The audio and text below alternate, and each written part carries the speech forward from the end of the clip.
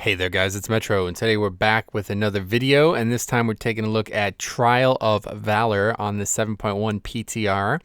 Raid's not coming out for another 3 weeks, but the patch is coming out this Tuesday, so I figured we'd take advantage of this opportunity to check out the bosses. So the first one here is kind of like an amalgam boss of Halls of Valor bosses put together. We have obviously the first two bosses of Halls of Valor engage in this. It's Hrimdall and the Valkyr girl. And then the final part of the encounter is Odin. He comes down and kind of fights us as well. And the beginning part of the fight is pretty interesting. So we'll talk about kind of the strategy here. I don't know a ton about what I've seen on these three fights, but I can tell you a little bit about what I learned in LFR. So first things first, these guys both have like a very dangerous mechanic that you need to deal with properly. The Hrimdall guy's got like this... the Horn of Valor thing that he does, it's like a circular thing around him, and if you get hit by it, you die, basically. I died to it. I don't know if it's on this pull, but it does a lot of damage on LFR, so I'm surprised by that. But anyway, the main part here is splitting damage properly. They both need to die within a small window. On LFR, it seemed like it was probably over 40 minutes, or 40 seconds, I mean. Maybe less, maybe like 30 to 40 seconds. So you have a very large window, but I can imagine on like Heroic and Mythic, it needs to be much, much quicker than that. So the first few times we tried this boss, we did not get it, and one healed up. But once again, on LFR, it only healed up about like 15-20%. So yeah, there's that mechanic there. You see me get the fuck out of there because I died to that earlier. I was really surprised that I got one shot by it. So yeah, I guess what they were saying was have melee on Hrimdall, or no, maybe it was on the other one. Either way, you have like half your group on one, half your group on the other. I don't know if that was like there was any tangible reason, but the DPS here is split very well, actually. We do a really good job of keeping the two bosses very low, and in fact, on this pull, I think they die at the exact same second. So yeah, they do. That is really, really cool to see, especially in LFR. So anyway, very neat. I like that part of the fight, and then Odin comes down, and the proper fight engages. There's no combat break or anything. This is all one combat instance here. So yeah, now in this part of the fight, he kind of does some of his mechanics as well from the actual 5-man, as you'll see there. Shatters the spear or whatever, summons the spear, and shoots out those balls. Now, those balls look way cooler than they did in the 5-man. But anyway, yeah, they do still stun you if you take damage from them. On LFR, they did not do very much damage. He also does the mechanic with the runes. We'll show that off in a second. But as you see there, I get hit by that on purpose just to test the damage, and it does almost nothing. So yeah, this is LFR. I said that when we started here. People were like explaining tactics like crazy, and I was like, dude, can we just pull? Like, it took me over an hour and a half to get into this group on the PTR because everybody on the PTR is leveling level 47 Paladins and asking about things that everybody in the game should know. So anyway, that's a rant for another day. But so how this mechanic works, everybody gets, like 6 people or 5 people, whatever, get the color, and then they get an ad fixated to them. On higher difficulties, that ad can only be killed within that thing. And I think it's just like, I don't think you gain any buff from it like you do on the 5-man, although I'm not sure, maybe you do. But regardless, on LFR, you're just able to kill them. They can be stunned and everything like that, so I was just stunning them, and we were killing them before they even got to the player. But then he does that mechanic there, so it's a good situation for a healing CD. As you see, there are 3 spears right next to each other. That could probably be very, very dangerous in the higher difficulties when you have a lot of melee and stuff like that, but since it is LFR, nobody actually takes much from it. Even if you get stunned, it doesn't seem to be a complication. But this is only the first part of this part, like first part of this part of this part. Anyway, yeah, the Odin part that gets really difficult is towards the end. I think it's about 50% on Odin's life. So I kind of got trolled. I mean, I expected him to just die here because, you know, the first half of the encounter where you're fighting the 2 previous bosses is like, it's kind of long, especially if you don't do it properly. So it was like, yeah, 2 minutes, 3 minutes. So I was like, all right, maybe Odin dies here at like 50% this time or something like that. But yeah, JK. So he goes into this phase here. In this phase, there's a bunch of mechanics, but the main thing you need to realize is that there's one area of the floor that's safe. There's 3 different parts of the floor, and one is always safe. So you need to get the hell over there, because if you don't, he explodes the floor and everybody dies. Like, even on LFR, people were getting slaughtered by it. So it's kind of like Mythic Garage. Well, any Garage, I think. Or no, not Garage. Archimon, yeah. Mythic Archimon is what I'm thinking of, where like the dance happens. Yeah, that's only Mythic. So yeah, it's kind of similar, only the dance doesn't happen in spurts. It's a much slower spurt, I guess. Maybe on heroic or something, it's higher, faster or something. But regardless, you have a long time to get out of the area. But if you're in it, you die. So that was a complication on LFR, as you could only imagine. And even with 2 stacks of determination, damage still seems quite low. But, oh, actually, no, I guess not. We are scaled to 840 in this, so that's really freaking low. And the gear that drops from it was like 845, I think, baseline. So that's insane. That's really low. I'm surprised that they're even. Like, what's the point of having LFR in the game 845? I mean, you could get better gear just from 5-mans. You can get gear from Karazhan that is 15 item levels higher. You know what I mean? Like, it's a 5-man dungeon, guys. Like, what the hell? So I just don't know the point of LFR at this point. But either way, there's also these tornadoes that happen. He strikes the tank with lightning. I think it like AoEs or something like that. It might be one of those mechanics where, like, the less damage you take from it, you know, by using mitigation, the less damage the raid takes. Because sometimes the tank would get, like, almost one shot by it. And I couldn't actually figure out why that was. And that was, of course, a wipe. So yeah, that was one of the reasons we wiped on previous pulls. But yeah, as you see here, you got plenty of time to get out of this. Yeah, at least, it looks like at least 15, 20 seconds. So that's really liberal. That may, of course, be an LFR only thing. But anyway, that's that. You just finish him up like that, and he goes down like the Titanic. So the next part of the raid takes place in the underground area, where you find the Helheim area is what I'm trying to say there. Yeah, it's exactly as you'd expect it. It's actually in Helheim. Unlike, you know, the ship dungeon where Maw of Souls takes place kind of like in this weird, I don't even know where that could possibly take place. But anyway, this is, you're meant to get ported there, but you can't do that. So the next boss coming up, there's a lot of trash in between the bosses as well, something I wanted to bring up, but I cut all that out because it'd be like a 45-minute video at least. All the trash does lead you to Helheim as well. At this point, it's like you're in the area right outside of Helheim where there's a lot of quests and stuff where people farm Foxflower. But anyway, yeah, this is the dog boss from, you know, everybody expected this when it was like killing us on, you walk by him in the quest area and he just one-shots you. So anyway, this boss has a really interesting mechanic, and that's it right there. He's got 3 heads, and all 3 of them do this frontal breath. And if enough people don't soak it, he gets a damage buff, I believe is the case. That's what people were saying. I can't say for sure, but that's the way it seems. Now, when you soak it, you get a debuff, which seems to be permanent. And when I hover over it later in the fight, you might see it. But it says if I take another debuff, I die. And that's on LFR. I mean, I don't know. Maybe it's not true. I'm not really sure. But a lot of people do end up dying a lot on this encounter. So I think it may be true. And the funny part about this is, yeah, it's a really dangerous mechanic, right? Because if he's not positioned properly, you either have a really low window or a really, like, the window's too high. It might be too difficult to get out. So I'm not exactly sure what positioning will do. He also does this here where he kind of like runs around in this weird pattern. And I guess if you get hit by him stomping around, you die as well. And that's why a few of the individuals died there. But luckily we got battle reses and onks and stuff. So everybody's back up. But yeah, this fight does not go well. When we reach this encounter, a lot of people were saying that this is like the easiest fight that's ever been in a raid. I mean, I guess I could agree. I don't know. It's that I like the breath idea, like the frontal breath thing. It's a really, really cool idea. So yeah, you need, like, I guess 5 people to soak each one, maybe less. I'm not sure. But anyway, we have 5 in each group. And it's pretty obvious that that's not actually happening sometimes. So it does a lot of damage too. The actual mechanic probably is going to require some type of CD or, you know, reduction, personal type thing on the actual difficulties that matter. But for now, that's sizable damage, man, on LFR. We're only 840. So obviously on like LFR, when you're doing it for real, it's not going to do anything to you. But I can, if that's the damage that I would expect from, like, say, normal and heroic, something like that, then it's sizable. It could be a very big complication. But I think, like, the main mechanic there is that you die if you do not do it properly every single time it happens. Now that runaround thing, I still don't fully understand, but see, there are a few people like actually like run directly into the path and they die. So I don't know if it's a one shot or if it just does, you know, more damage than they had health. But either way, it's dangerous, it seems. And then he does that knockback, which I don't see the complication, like what that serves to complicate. I guess if he did it right before the breath, maybe it could happen that way. I don't know. Regardless, the fight does, yeah, I do agree. The fight does seem quite basic.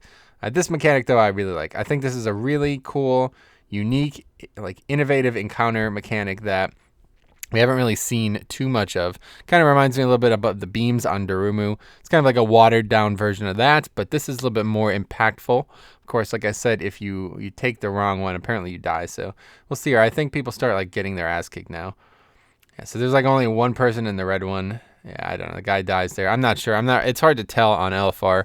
The only reason I did this was so I can take a first look at this raid. I've not done anything here on this raid. I know a lot of people have probably already tested it, but I just wanted to get a look at it, throw it up on the channel. Look at the damage as well. It looks like DK doing a lot of damage. I don't really don't really know what's changed all of a sudden. Apparently they're stronger now, but yeah, so that's kind of where we're at here. We got a mage in the group. I don't know what spec he is. I ran into a frost mage the other day as well. I did a Halls of Valor Mythic Plus. Can't remember. I've been like +5 or something like that. And I invited a mage, and I didn't even think that he would be anything but fire. And he was frost, and he did 0 damage. And I was like, oh my god, seriously, like what the fuck? So anyway, yeah. So. I think you can see here that the boss is actually getting buffed, so not enough people are taking this now because there's so many dead. The boss is just getting really, really strong. You can tell by the amount of damage we're taking, and we start crumbling pretty heavily. We do actually kill the encounter, which I guess is impressive as itself, but I don't target the boss here because I'm healing myself. I wish I did. So that time I run out because I'm like, I'm going to die if I don't, but everybody else dies, and apparently that, so few people got hit that he's buffing himself, and it's just getting out of control. So yeah, this seems like an interesting encounter. I don't know if maybe he does it more over time or the damage ramps up over time naturally as well, because if that was the case, then this would be a very tough encounter, I would say.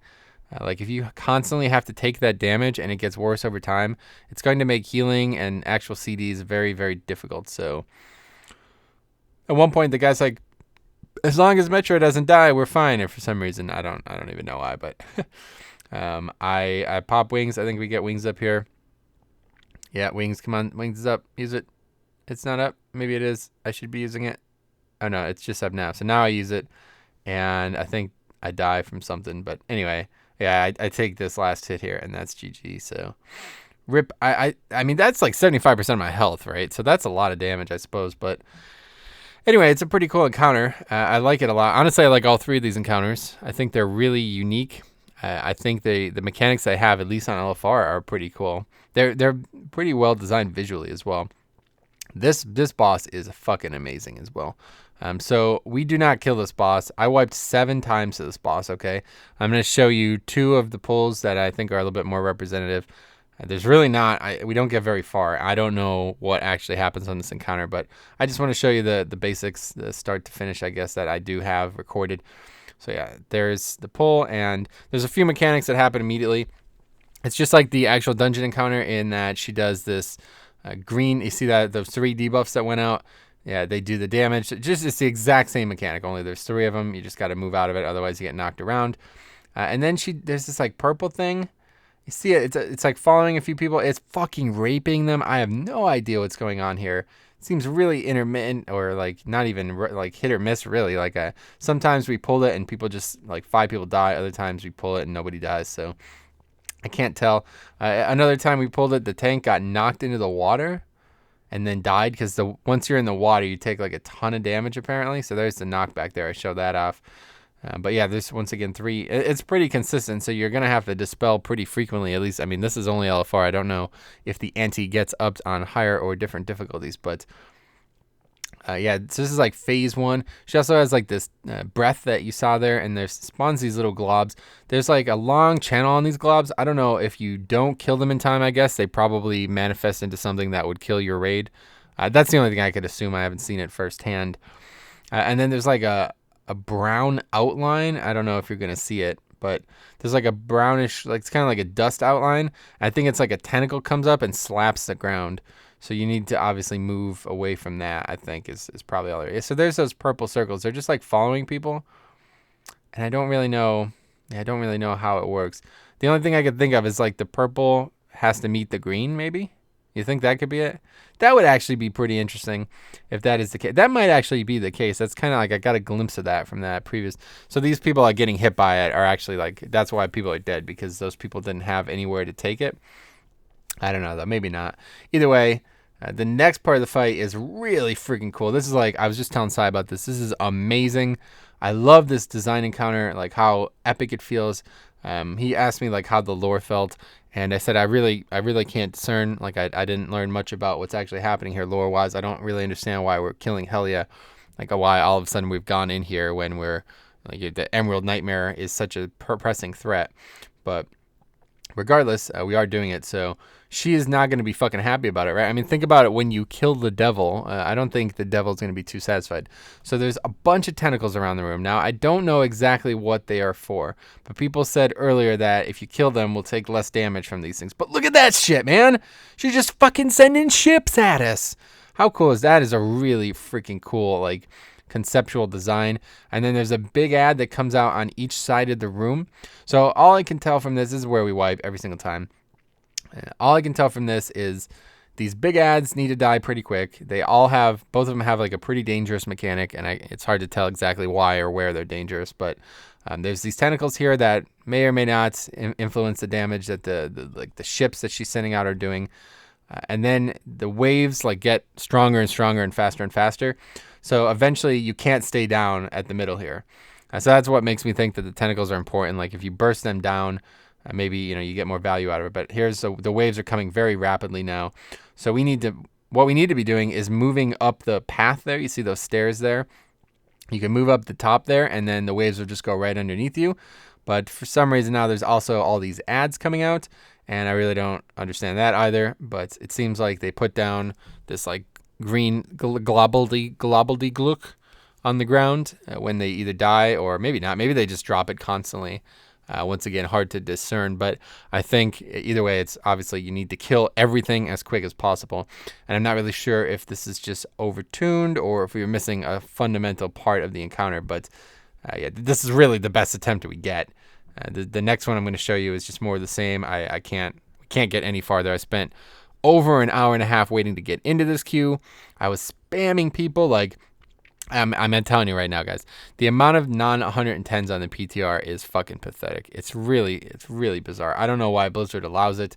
I was basically /whoing every class that could heal and whispering every single player, because we had like 18 DPS and 2 tanks, and it was just me healing. So I needed to like coerce people into heal. So I whisper /who shaman. All right, 5 shamans online. One of them is 110. The other 3, there's 3 that are 100, and then a 57.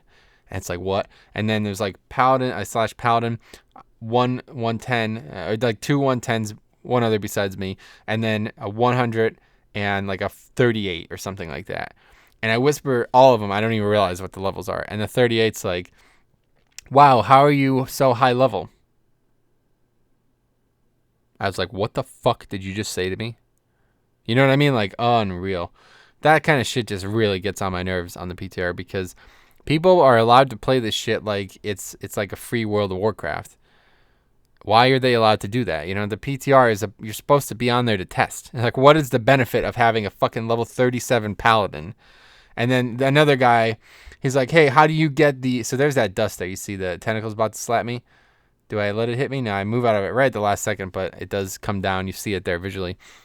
And then one of the 100 Paladin, he whispers me, he's like, what level do you get your first artifact skin? It's just like, ugh, I don't know, man. I can't deal with shit like that, dude. It's really bizarre. Like when we were doing the Brawlers Guild way back in the day, Syiler was trying to do the Brawlers Guild. We were trying to do Hexos, and there was people like Hexos. That shit came out like middle of the expansion, if not at the end. I think it was the last patch, right? Siege of Orgrimmar. And there's people there doing Bruce, the first boss. It's like, dude, can you just... And I didn't understand it at the time. I was like, guys, we're trying to do this actual new stuff here. There was like 15 people there doing Bruce. Like, everybody was doing early bosses.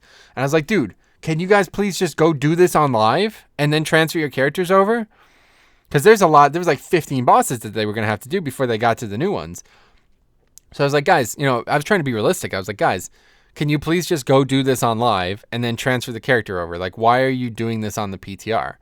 And some of them will be like, shut the fuck up, or like, you're such an elitist and you're a dick and all this shit. It's like, what? I'm right. Like, what do you, why would you argue with me? Why are you wasting your time doing this on the PTR? And then we came to realize like there'd be people like spamming, like looking for more ICC transmog runs and shit. It's like, what? So yeah, these people they clearly don't play the live game. So anyway, this poll is a joke. Like, I just wanted to show it because I come over here. I don't really understand this encounter whatsoever. But yeah, the tank died. That's the part I told you. He gets knocked into the water, and good old fucking PTR, man. We got a DK and a Warlock, and neither of them res him. So obviously we were not going to get much out of this pull. But anyway, I just love the whole like tidal wave, and the ship comes like crashing into your face. It's just such a cool idea for the encounter. So I am really stoked for this raid. I love the idea that they're adding like a mid raid here. I mean, dude, if this is anything like 7.1 already has more engagement to me than pretty much all the Warlords had. And, you know, if there's a big BlizzCon announcement like Legacy servers or something like that, man, it's a good fucking time to be playing World of Warcraft. I'm very excited. So anyway, if you guys have any questions, let me know. Otherwise, yeah, feel free to tell me about this encounter too. Like if you guys have killed this boss on like normal or something like that on the PTR, let me know. Otherwise, this raid's coming out on the 8th of November, I think, something like that, the week after BlizzCon. So we'll probably hear one more small announcement about the patch, the raid itself, maybe before it comes out. Otherwise, I think it's going to be a nice little filler raid, the trinkets and stuff. So the different stat allocations, it's, by the way, 5 item levels higher than all difficulties in Emerald Nightmare. So like normal is 850 on Emerald Nightmare, but then on this it's 855, etc. So it'd be 885 on Mythic. So yeah, it's definitely worth doing. There's different kind of trinkets and stats and stuff like that on gear. So I'd imagine it's just a good supplement. Give you 10 bosses until Nighthold opens. So anyway, thanks for watching, guys. I hope to see you in the next video, which should be one of the tier lists for the tank stuff. And otherwise, enjoy, and we'll see you guys there.